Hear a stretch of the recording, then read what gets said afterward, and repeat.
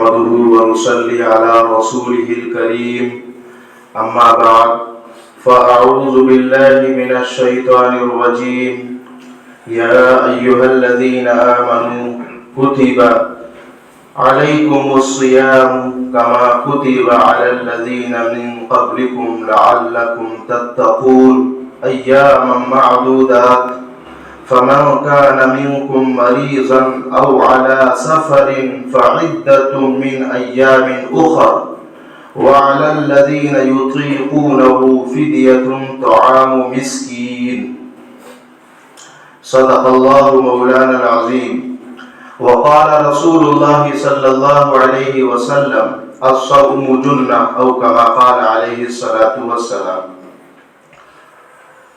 میرے محترم بزرگ و عزیز ساتھیو، رمضان مقدس یہ مہینہ آ چکا ہے جس کا انتظار ہمارے نبیوں کے نبی جناب محمد رسول اللہ صلی اللہ علیہ وسلم 2 ماہ پہلے سے کیا کرتے تھے۔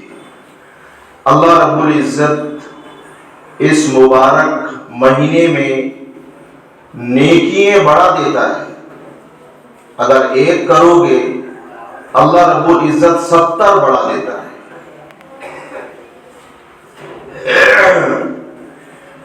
تو یہ رمضان کی جو عبادت ہے وہ ہے، سب سے اہم ہے روزہ، اور روزہ فرض ہے۔ فرض کا مطلب کیا ہوتا ہے؟ فرض کا ذکر اور اس کا ریفرنس قرآن سے ہوتا ہے۔ جیسے میں نے آیت کریمہ پڑھی، دوسرے پارے کی آیت ہے، پاؤ پارے کے پاس، جس کا ترجمہ ہے یا ایھا الذین آمنوا، اے ایمان والو۔ یہ اللہ تعالیٰ ایمان والوں سے کہہ رہا ہے، کسی غیر سے نہیں۔ یا ایھا الذین آمنوا کتب علیکم الصیام، یہ روزہ فرض ہے۔ تو فرض اس کو کہا جاتا ہے جس کا ریفرنس، جس کا ثبوت قرآن میں مل جائے، کوئی شک نہ ہو، دنیا کا کوئی انسان شک نہ کرے، تو یہ فرض ہے۔ اور فرض کا کرنا قرض اور ضروری ہے، جیسے نماز پڑھنا فرض، جیسے زکوٰۃ۔ اگر ہم مالدار ہیں تو 4 چیزوں پر 1 سال میں 1 بار زکوٰۃ نکالنا فرض ہے۔ کتنا حصہ؟ 40واں حصہ، 2.5%، سونا چاندی کیش اور بزنس کا مال 4 پر۔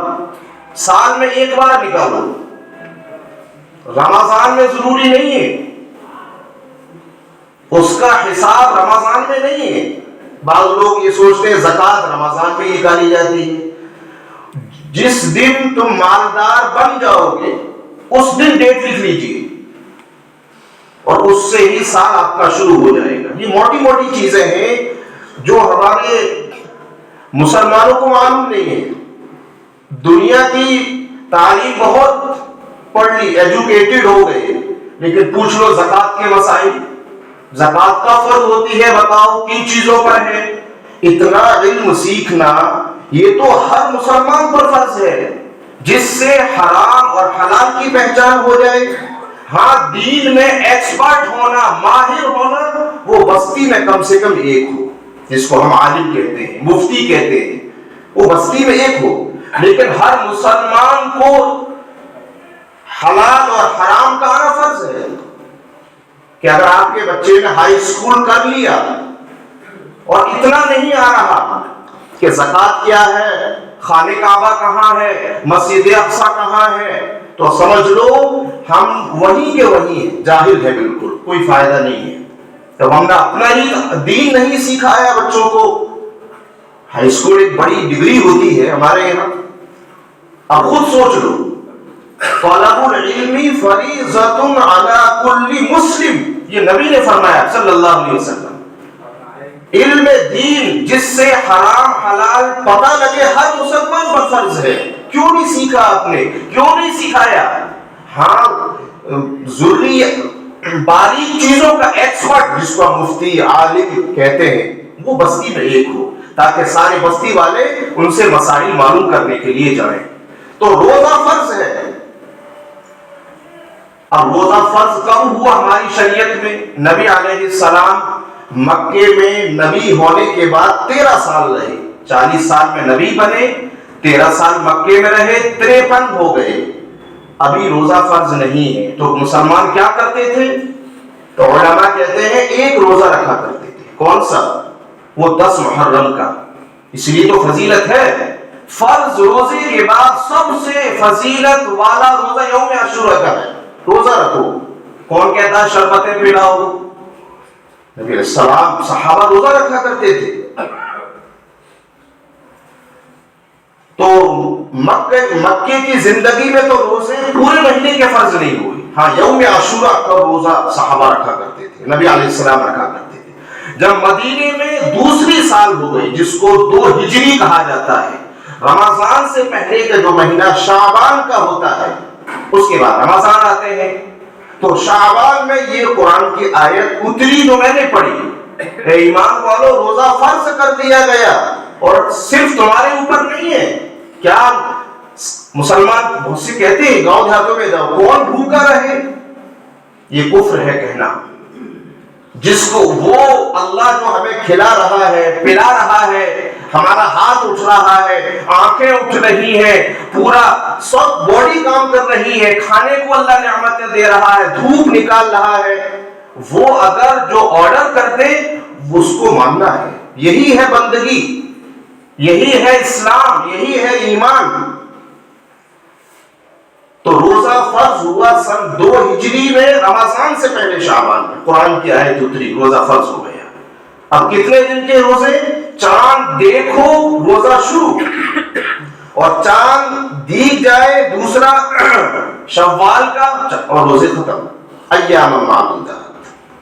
اب روزہ کہتے کس کو ہے؟ روزے کے معنی اور ڈیفینیشن بتائی جاتی ہے، کھانا پینا اور جماع سے رکنا، یہ روزے کی ڈیفینیشن ہے۔ اور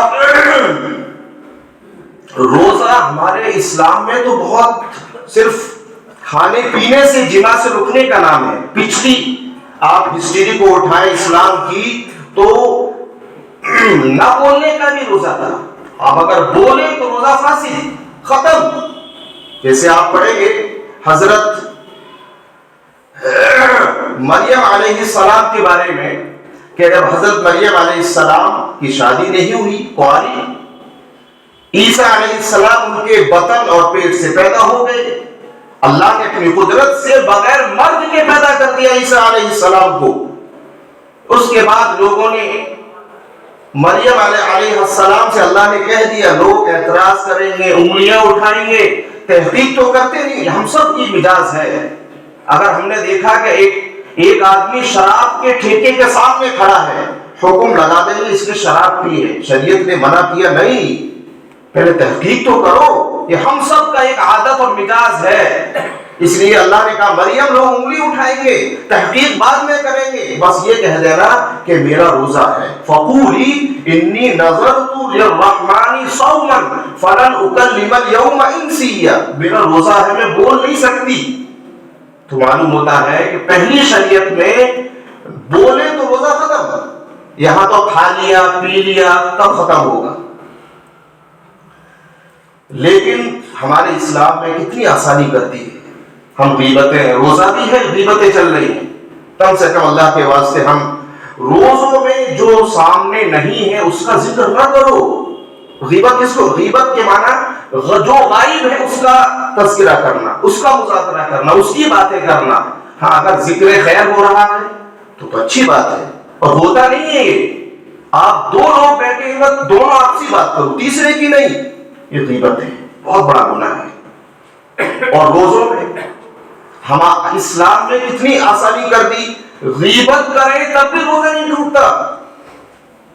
بہرحال روزہ بڑا اہم چیز ہے، اور یہ بھی ہے، ایک صحابی، روزہ پہلے کیسے تھا، اس کی کنڈیشن نبی علیہ السلام کے دور میں بھی بدلی ہے۔ رات کو عشاء کے بعد تم سو گئے، روزہ شروع۔ اگر آپ کو کھانا پینا ہے تو سونا نہیں ہے، یعنی سونے سے روزہ شروع ہو جاتا تھا۔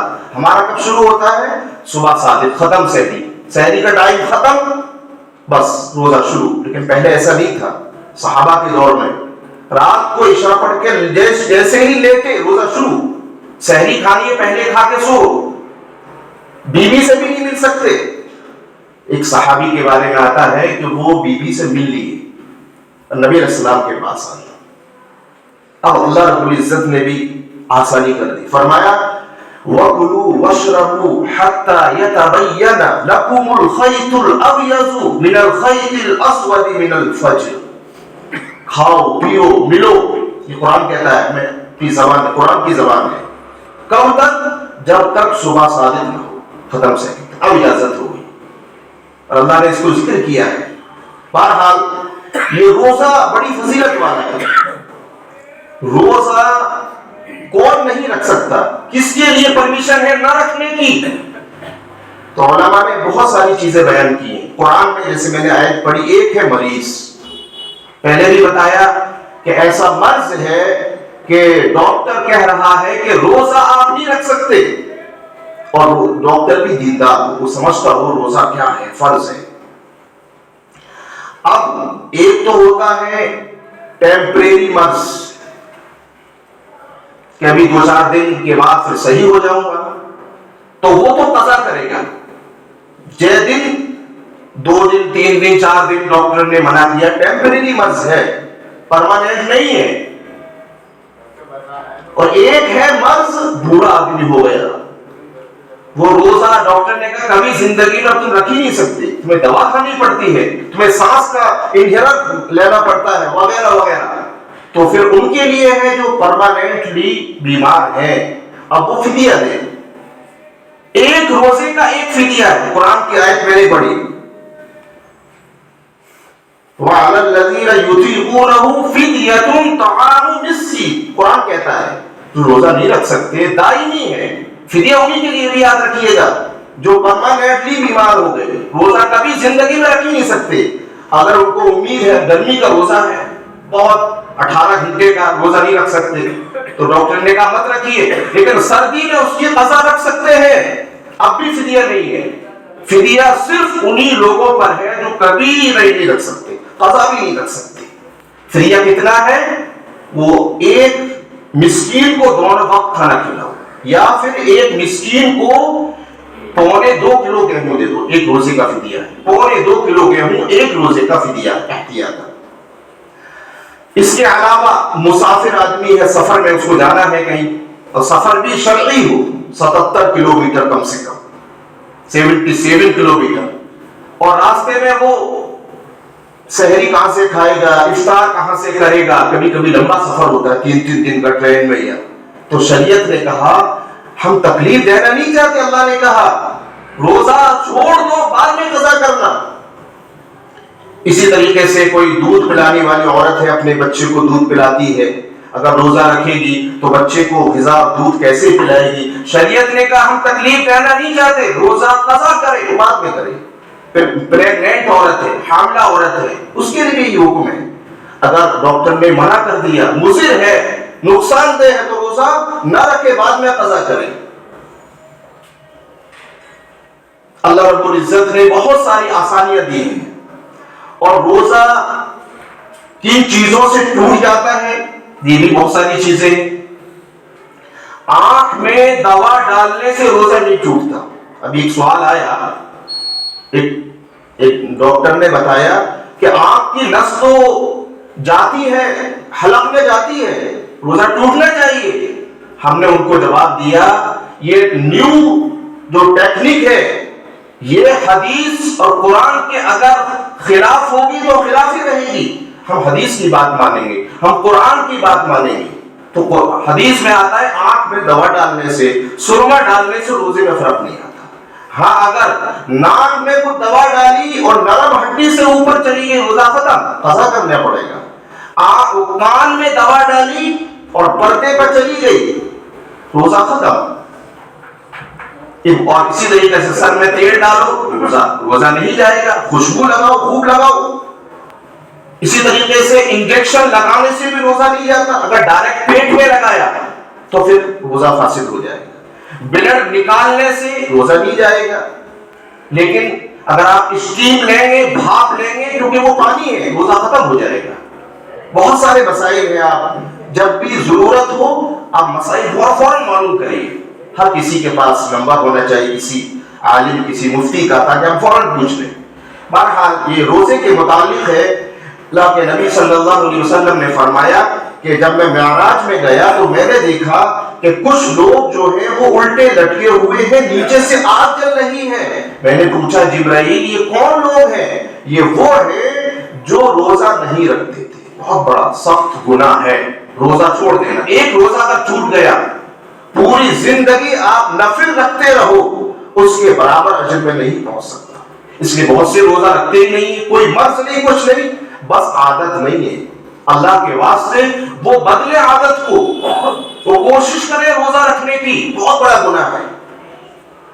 اور جو روزہ رکھنے والے ہیں، نبی علیہ السلام نے فرمایا کہ عرش کے نیچے کچھ لوگ دسترخوان پر اچھی چیزیں کھا رہے ہوں گے، نعمتیں، اور لوگ چیخ و پکار کر رہے ہوں گے، حساب میں لگے ہوں گے. پوچھیں گے یہ کون ہے؟